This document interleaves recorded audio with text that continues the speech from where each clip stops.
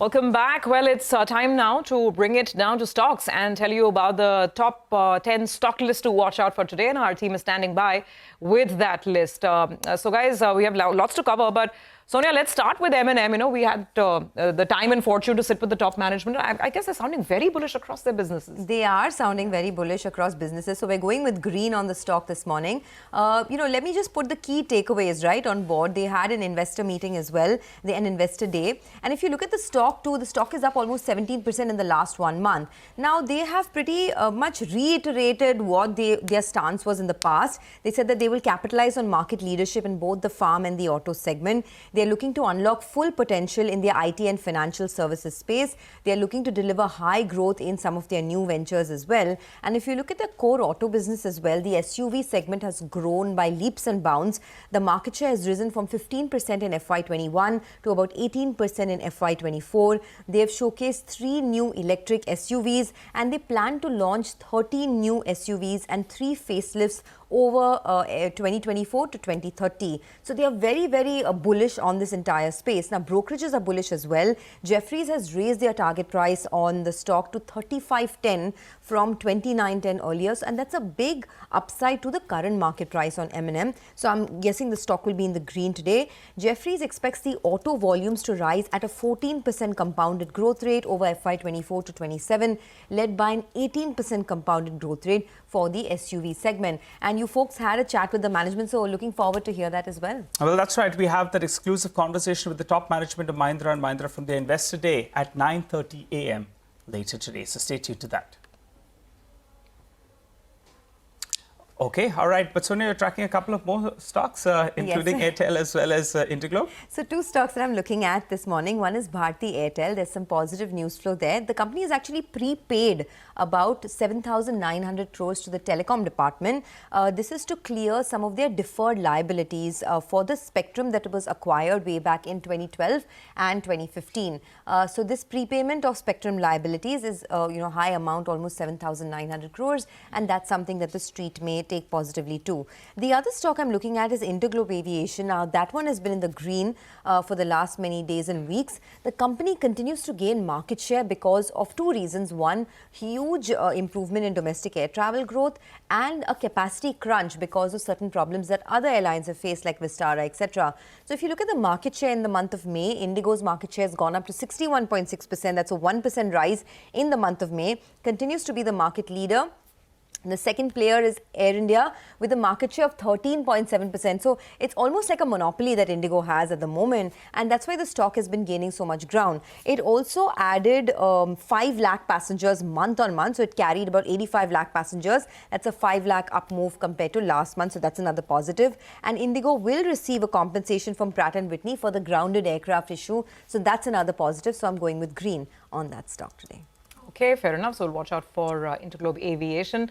Let's move on and look at some more names. I think we've got Abhishek, who's tracking IIFL Finance. IIFL Finance numbers finally came in. Abhishek, how do they look? Well, the numbers look to be weak, especially with respect to gold financing, and that was on expected line, but asset quality deteriorated, which was not expected. So, company has stated that RBI issue has been resolved. Their asset quality did deteriorate. Gross NPA ratio was at 2.32 versus 1.71% sequentially. Yeah, the gold financing, over there, the gross NPA jumped up to 3.83% versus 1.16% sequentially. Calculation shows that the net interest margin might have expanded on a sequential basis, and that is to do with the fact that securitization and assigned AUM did help them in controlling the cost of funds.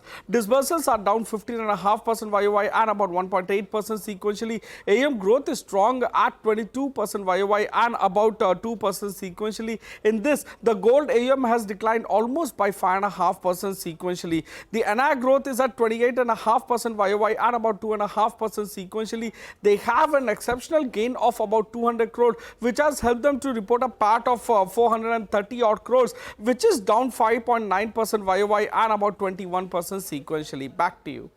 Thanks a lot for that, Abhishek. Well, let's hop across to Upasana. She's here to tell us about 2 more stocks, HAL as well as Godawari Power and Ispat. Upasana, morning. Thanks so much for that. Good morning. First up, let me start with HAL. Defence Ministry issued RFP for procurement of 156 light combat helicopters. Next up is Godawari Power Ispat. The board has approved buyback of 1.64% equity stake worth 301 crores via tender offer, and the buyback price is set at 1400 per share, which is at a 30% premium as compared to the Friday's closing. All in all, I expect both these stocks to open in green today.